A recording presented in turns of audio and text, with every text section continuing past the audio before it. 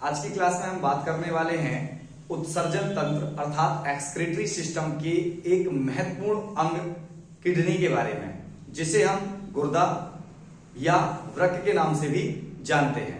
तो समझते हैं किडनी के बारे में। सबसे पहले हम बात करेंगे किडनी की संरचना की। तो किडनी की जो संरचना होती है वो कुछ इस तरीके से होती है, जिसमें कैलिक्स, मेड्यूला, संग्रह नलिका और साथ ही साथ वृक्कीय धमनी जहां से शुद्ध खून आता है, और इसके प्रवेश द्वार को हम क्या बोलते हैं, हाइलम कहते हैं, प्रवेश द्वार को। और ये ब्लैक कलर से जो लेपित किया गया है ये वृक्कीय क्या है, सिरा है। तो जिसके माध्यम से क्या होता है, रक्त ऊपर जाता है, और धमनी के माध्यम से रक्त कहां आता होगा, हृदय से होते हुए किडनी तक आता है। अब हम बात करेंगे किडनी से रिलेटेड कुछ महत्वपूर्ण तथ्यों पर। जैसे सबसे पहले हम बात करते हैं किडनी, प्रत्येक किडनी का जो वजन होता है, वेट, वो कितना होता है, 140 ग्राम के समथिंग होता है। यदि बात करें हम किडनी की लंबाई की, तो किडनी की जो लंबाई होती है वो अप्रोक्सीमेटली 12 सेंटीमीटर होती है। प्रत्येक किडनी की जो लंबाई होती है वो 12 सेंटीमीटर होती है। यदि हम बात करें किडनी की, तो किडनी रक्त का शुद्धिकरण, जिसको हम फिल्ट्रेशन कहते हैं, रक्त का क्या करती है, फिल्ट्रेशन करती है, फिल्ट्रेशन या फिल्टर करती है, जिसे हम क्या कहते हैं, डायलिसिस के नाम से जानते हैं। यदि हम इसके लोकेशन की बात करें, तो इसका जो लोकेशन है, इसकी स्थिति, वह हमारे बैकबोन, रीढ़ की हड्डी के पीछे साइड से दोनों किडनियां क्या होती हैं, जुड़ी हुई होती हैं। तो किससे जुड़ी होती हैं, बैकबोन से। बैकबोन, रीढ़ की हड्डी। संख्या में यदि बात की जाए तो संख्या इनकी कितनी होती है, संख्या 2 होती है। ये मेल और फीमेल दोनों में इनकी कार्य प्रणाली, मतलब वर्किंग प्रोसेस जो होती है वो सेम होती है। इसके बाद यदि हम बात करें कि किडनी में जो रक्त का शुद्धिकरण होता है वो नेफ्रॉन, जो कि किडनी की सबसे छोटी यूनिट है, नेफ्रॉन। तो सबसे छोटी यूनिट कौन है किडनी में, सबसे छोटी यूनिट या इकाई नेफ्रॉन, जो इसके फिल्टरेशन में क्या करती है, मदद करती है। यदि हम बात करें किडनी में नेफ्रॉन की संख्या, तो नेफ्रॉन की संख्या अप्रोक्सीमेटली 10 लाख से 20 लाख, 10 लाख से कितनी होती है, 20 लाख होती है। यही कारण है कि हम किडनी के अध्ययन को क्या, नेफ्रोलॉजी कहते हैं। तो किडनी के अध्ययन को किस नाम से हम जानते हैं, नेफ्रोलॉजी। किडनी के अध्ययन को हम नेफ्रोलॉजी के नाम से जानते हैं, और इनके जो डॉक्टर्स वगैरह होते हैं उनको हम नेफ्रोलॉजिस्ट के नाम से जानते हैं। यदि बात की जाए किडनी में जो नेफ्रॉन होता है, नेफ्रॉन का सबसे ऊपरी भाग जो होता है वो एक कटोरे के समान होता है, और वहीं पर रक्त का क्या होता है, शुद्धिकरण होता है। यदि हम बात करें इसके साथ ही, तो किडनी में जो व्यक्ति 7 लीटर, अप्रोक्सीमेटली 7 लीटर क्या करता है, पानी पीता है, उसकी छनाई जो होती है वो 400 बार किडनी करता है। 7 लीटर पानी जो व्यक्ति पीता है उसकी यह कितने बार छनाई कर देता है, तो यह 400 बार उसकी क्या कर देता है, छनाई कर देता है। साथ ही साथ यदि हम बात करें, किडनी प्रत्येक मिनट में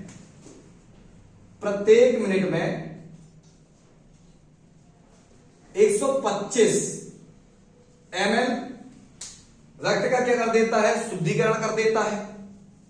यदि हम बात करें 24 घंटे में, तो यह 24 घंटे में अप्रोक्सीमेटली 180 लीटर जल का क्या करता है, शुद्धिकरण करता है। कितने लीटर, 180 लीटर जल का क्या करता है, यह शुद्धिकरण करता है। जल में उपस्थित टॉक्सिक मटेरियल या ब्लड में उपस्थित टॉक्सिक मटेरियल का क्या करता है, प्यूरिफिकेशन करता है। प्रत्येक मिनट, यदि हम बात करें प्रत्येक मिनट किडनी के पास लगभग 1200 ml क्या आता है, ब्लड आता है शुद्धिकरण होने के लिए। प्रत्येक मिनट में 1200 ml ब्लड शुद्धिकरण के लिए क्या होता है, किडनी के पास, दोनों किडनियों के पास क्या होता है, आता है। साथ ही साथ हम यदि इसके बारे में और भी बात करें, तो किडनी का जो मुख्य वर्क है वो तो हम समझ ही गए कि इसका ब्लड का क्या करता है, फिल्ट्रेशन करता है। यदि बात की जाए किडनी का सबसे पहले ट्रांसप्लेशन हुआ था तो डॉक्टर जोसेफ ने 1954 में पहली बार किडनी का क्या किया था, ट्रांसप्लेशन किया था। 1954 में पहली बार किडनी का क्या किया गया, ट्रांसप्लेशन किया गया। और यदि बात करें हम किडनी दिवस की तो 8 मार्च को किडनी दिवस मनाया जाता है। 8 मार्च को क्या मनाया जाता है, किडनी दिवस मनाया जाता है, जिसकी प्रोसेस जो हुई थी वो 2006 से स्टार्ट हुई थी। इसकी प्रोसेस कब से स्टार्ट हुई थी, 2006 से क्या हुई थी, स्टार्ट हुई थी। यदि हम बात करें जैसे जैसे एज बढ़ती जाती है वैसे वैसे कुछ अपघटक तत्व जो होते हैं इसमें प्रभाव डालना प्रारंभ कर देते हैं। सबसे पहले यदि हम बात करें प्रभावित करने वाले तो इससे मतलब प्रभाव से कौन कौन सी घटनाएं शामिल है, तो सबसे पहले उसमें बात करते हैं। यदि किडनी के कुछ मेजर फैक्ट देखें प्रभावित करने वाले, जो उसको प्रभावित या किडनी खराब होने से जो बीमारियां या संक्रमण या जो अपवाद मिलते हैं, तो सबसे पहले क्या आता है, आंखों के नीचे क्या आने लगती है, सूजन आने लगती है। आंखों के नीचे सूजन, पूरे शरीर में सूजन, हाथ पैर में भी क्या आ जाएगी, सूजन आ जाएगी। तो पूरे शरीर में क्या आती है, सूजन आ जाती है, जिससे ये संकेत मिलने लगते हैं कि किडनी हमारी क्षतिग्रस्त होने की कगार पर है। और साथ ही साथ यदि हम बात की जाए क्रिएटिनाइन का स्तर क्या होने लगता है, बढ़ने लगता है। रक्त का यूरिन के साथ, यूरिन में पेशाब में क्या आने लगेगा, रक्त, क्योंकि वह अच्छे से क्या नहीं कर पाएगा, फिल्टर नहीं कर पाएगा। साथ ही साथ उस व्यक्ति को भूख लगना क्या हो जाएगा, कम हो जाएगा। भूख लगना क्या हो जाएगा, उसको कम हो जाएगा। मतलब यदि किडनी में कोई साइड इफेक्ट हो गया या कोई इफेक्ट हो गया तो उसमें भूख लगना क्या हो जाएगा, बंद हो जाएगा। ठीक है। यदि बात करें इसका कंट्रोल करने की तो किडनी का जो मुख्य काम होता है वो हमारे शरीर में रक्तचाप का क्या करती है, नियंत्रण करती है। किडनी हमारे शरीर में रक्तचाप, जिसको हम क्या बोलेंगे, बीपी, तो बीपी का क्या करती है, कंट्रोल करती है, बीपी को कंट्रोल करती है। और ये किसके थ्रू करती है, तो किडनी में एक महत्वपूर्ण हार्मोन्स जो है एड्रेनलिन, किडनी से क्या निकलते हैं, एक महत्वपूर्ण हार्मोन्स का सिक्रेशन होता है जिसे हम बोलते हैं एड्रेनलिन,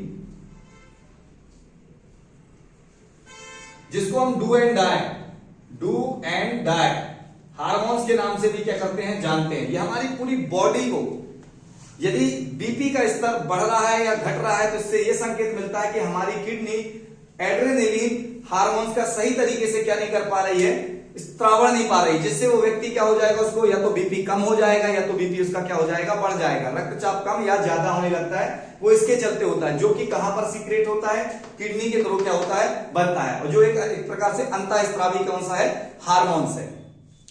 अब इसके बाद हम इसके बारे में और एक बात करते हैं कि किडनी के जब फिल्ट्रेशन होता है, शुद्धिकरण होता है, तो किडनी के रक्त के, जब किडनी रक्त का क्या करती है, शुद्धिकरण करती है, तो शुद्धिकरण के उपरांत पेशाब का निर्माण होता है, यूरिन का निर्माण होता है। तो अब हम बात करेंगे यूरिन और उसके जितने भी महत्वपूर्ण तथ्य हैं उनके बारे में हम समझने वाले हैं। ये किडनी के नेफ्रॉन के सबसे ऊपरी सिरा, जिसको हमने क्या बोला, बोमेन सर्किट बोला, वहां पर किडनी का क्या होता है, फिल्ट्रेशन होता है। किडनी के फिल्ट्रेशन करने के लिए किडनी में लगभग 3000 से ज्यादा क्या पाई जाती हैं, नसें होती हैं। 3000 से ज्यादा क्या पाई जाती हैं, नसें पाई जाती हैं। 3000 नहीं, 1,30,000, प्रत्येक किडनी में 1,30,000 के समथिंग क्या होती हैं, नसें पाई जाती हैं। यदि हम ईच किडनी, दोनों किडनियों की बात करें तो कुल मिलाकर कितनी, 2,60,000 क्या पाई जाएंगी, नसें पाई जाती हैं, जिनके माध्यम से अलग अलग जगह से ब्लड आता है और यहां पर क्या होता है, प्यूरिफिकेशन होता है, फिल्ट्रेशन होता है। और वो फिल्टर होने के बाद ये इन नलिकाओं के माध्यम से, जिनको यूरिनरी क्या बोलेंगे, ट्यूब बोलेंगे, तो ये यूरिनरी ट्यूब के माध्यम से क्या होती हैं, यूरिनरी ट्यूब के माध्यम से कहां पर, मूत्राशय पर, यूरिनरी ब्लैडर पर क्या हो जाती है, स्टोर हो जाती है, और जो यूरेथ्रा के माध्यम से क्या हो जाती है, बाहर निकल जाती है। यदि हम बात करें यूरेथ्रा की, तो पुरुष में जो यूरेथ्रा की लंबाई होती है वो 8 सेंटीमीटर अप्रोक्सीमेटली, और यदि बात की जाए स्त्रियों में, तो ये तो मेल की बात हो गई। यदि फीमेल की यदि बात करें तो फीमेल में 1.2 से अप्रोक्सीमेटली 1.6 इंच के समथिंग होती है, सॉरी सेंटीमीटर नहीं, इंच।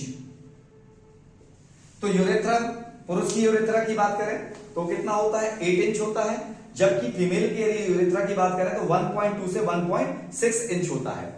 तो यहां तक हमने देखा कि अभी किडनी के माध्यम से यूरिन का कैसे निर्माण हुआ, और यूरिन में बहुत सारे टॉक्सिक मटेरियल जो भी पाए जाएंगे वो अब एक एक करके हम यूरिन के बारे में, यूरिन के कॉन्सेप्ट को समझते हैं। तो सबसे पहले हम यूरिन की बात करें। यूरिन, जिसको हम क्या बोलते हैं, पेशाब। यदि बात करें इसके नेचर की, तो यूरिन का जो नेचर होता है वो एसिडिक होता है। यदि यूरिन की हम प्रकृति की बात करें तो यूरिन की जो प्रकृति होती है, नेचर होता है, वो कैसा होता है, एसिडिक, मतलब अम्लीय प्रवृत्ति का होता है।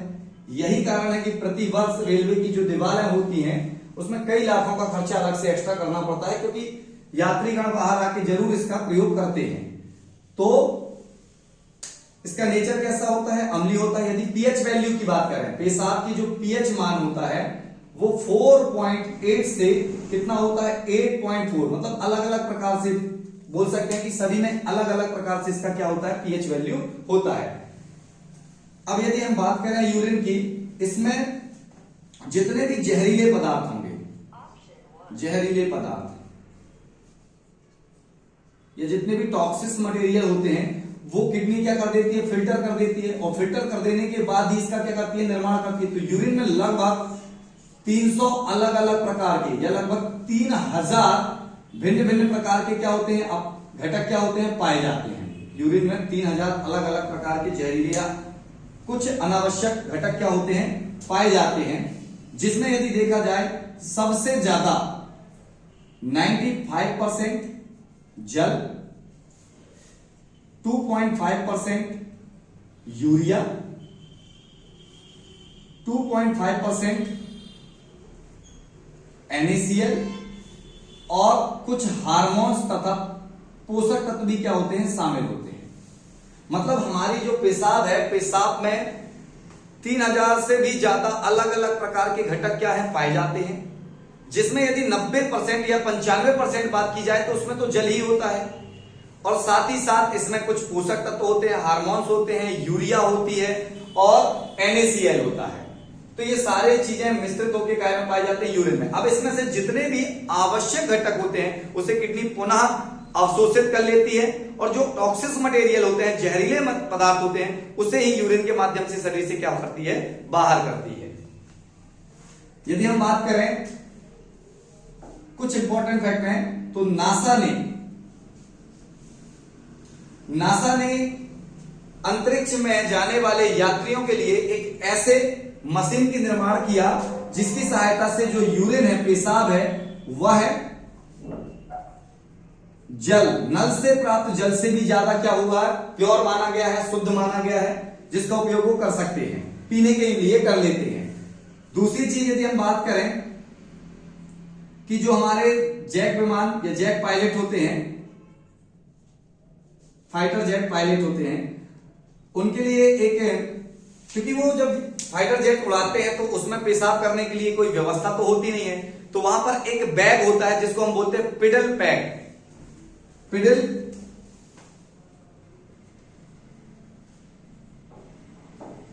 जिसमें अपनी यूरिन क्या करते हैं, स्टोर करते चले जाते हैं। क्योंकि जब वो यात्री अंतरिक्ष में जाते हैं तो, या मान लो लड़ाकू विमान उड़ाते हैं, तो वहां पर ये व्यवस्था ना होने के कारण उसमें क्या किया जाता, पिडल बैग का क्या किया जाता, उपयोग किया जाता है। एक और इसकी खास बात यूरिन की, एक इसका साइड इफेक्ट है साई सिंड्रोम। साई सिंड्रोम क्या है कि जो व्यक्ति पेशाब करते समय उसमें क्या बना रहता है, एक डर बना रहता है, एक बीमारी है, यह अनुवांशिक बीमारी है कि कभी कभी क्या होता है, व्यक्ति जब पेशाब करता है तो उसको क्या होता है, एक डर बना रहता है कि कोई मुझे क्या कर रहा है, देख रहा है। उस बीमारी को किस नाम से जाना जाते हैं, क्या आप जानते हैं? उसे पेरुरेसिस के नाम से जाना जाता है। उस बीमारी को बोलते हैं पेरुरेसिस, पेरुरेसिस। ये एक अनुवांशिक बीमारी है जिसमें क्या होता है, उस व्यक्ति को एक डर सा बना रहता है कि कोई मुझे क्या कर रहा है, पेशाब करते हुए देख रहा है। अब यदि हम इसके बारे में कुछ और इंपॉर्टेंट फैक्ट बताएं तो जैसे जैसे हमारी उम्र क्या होती जाती है, बढ़ती चली जाती है, वैसे वैसे बार बार पेशाब जाने की इच्छा होने लगती है। इसका मुख्य कारण यह है कि पुरुषों में टेस्टोस्टेरोन, पुरुषों में क्या होता है, टेस्टोस्टेरोन जो हार्मोन होता है, टेस्टोस्टेरोन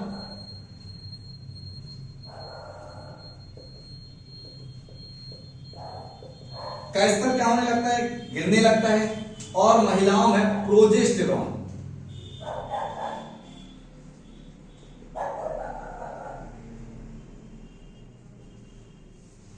जैसे जैसे क्या होती है, उम्र क्या होती है, बढ़ती है, वैसे वैसे बार बार पेशाब जाने की जो इच्छा होती है वो क्या होने लगती है, बनने लगती है या इच्छा होने लगती है। तो उसका मुख्य रीजन ये है कि बॉडी में जैसे जैसे उम्र बढ़ती है, टेस्टोस्टेरोन का स्तर क्या होने लगता है, कम होने लगता है, प्रोजेस्टेरोन का स्तर महिलाओं में क्या होने लगता है, कम होने लगता है, जिस कारण से उन्हें बार बार ये क्या पेशाब जाने की क्या होने लगती है, इच्छा होने लगती है। यदि हम बात करें तो पुरुषों में जो खड़े होकर पेशाब होने की आदत होती है वो बहुत ही गलत आदत है, वैसे करना नहीं चाहिए, क्योंकि उसमें प्रोस्टेट ग्रंथि जो होती है उसके क्षतिग्रस्त होने की संभावना ज्यादा होती है। तो प्रोस्टेट ग्रंथि के क्या होने की, क्षतिग्रस्त होने की संभावना ज्यादा होती है। तो कायदे से पुरुषों को भी क्या करना चाहिए, बैठ के ही पेशाब करना चाहिए। यदि हम बात करें कि पेशाब में जैसे कुछ एक और फैक्ट इससे इंपॉर्टेंट है कि बिल्ली के पेशाब में क्या पाया जाता है, फास्फोरस पाया जाता है। फैक्ट वाली बात है कि बिल्ली के पेशाब में क्या पाया जाता है, फास्फोरस पाया जाता है, जो ऑक्सीजन के संपर्क में आने पर क्या होता है, चमकता है। ऑक्सीजन के संपर्क में आने पर क्या होता है, चमकने लगता है। एक और खास बात, सर्पों में क्या होता है, जो यूरिनरी ब्लेडर है जिसको कहते हैं मूत्राशय, तो सर्पों में मूत्राशय थैली जो होती है वो नहीं पाई जाती। सर्पों में क्या नहीं पाई जाती, मूत्राशय की थैली नहीं पाई जाती, जिससे जब वो पेशाब करते हैं तभी वो क्या हो जाता है, शरीर के बाहर आ जाता है। तो सर्पों में क्या नहीं पाई जाती, पेशाब की थैली नहीं पाई जाती।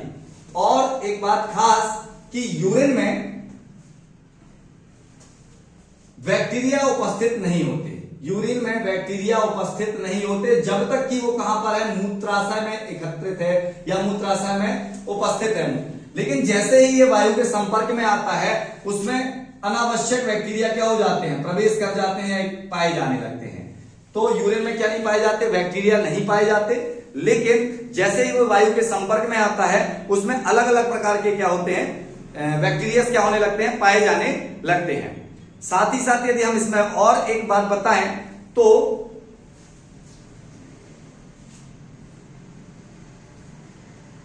इसकी एक इंपॉर्टेंट फैक्ट ये है कि व्यक्ति प्रत्येक दिन में लगभग 6.7 कप पेशाब क्या करता है, बाहर निकाल देता है। और एक और खास बात इसकी है कि जैसे ही अपने मूत्राशय में पेशाब का स्तर बढ़ता है वैसे वैसे हमारे दिमाग को क्या मिलने लगता है, संकेत मिलने लगता है, और हम उसे क्या कर देते हैं, बाहर निष्कासित कर देते हैं। एक खास बात और यह है कि गर्भवती महिलाओं को भी बार बार पेशाब जाने की इच्छा या बार बार पेशाब जाना पड़ता है। उसका मुख्य रीजन यह है कि जैसे जैसे गर्भावस्था के दौरान वो शिशु बड़ा होता है, भ्रूण बड़ा होता है, वैसे वैसे उनका जो मूत्राशय मार्ग होता है या मूत्राशय की थैली होती है वो सिकुड़कर क्या होने लगती है, छोटी होने लगती है। सबसे मुख्य कारण यह है गर्भावस्था के दौरान महिलाओं को पेशाब बार बार जाना इसलिए पड़ता है क्योंकि उनको भ्रूण के विकसित होने पर जो मूत्राशय की थैली होती है वो क्या हो जाती है, छोटी हो जाती है। छोटी होने के कारण उसको बार बार क्या होना पड़ता है, उन लोगों को पेशाब के लिए जाना पड़ता है। तो आज की क्लास में हमने देखा कि किडनी के कुछ वर्किंग और उससे बनने वाले यूरिन के जो कुछ इंपॉर्टेंट फैक्ट थे, कुछ महत्वपूर्ण जानकारियां थी, तो आज की क्लास में हमने क्या किया, कंप्लीट की। नमस्कार।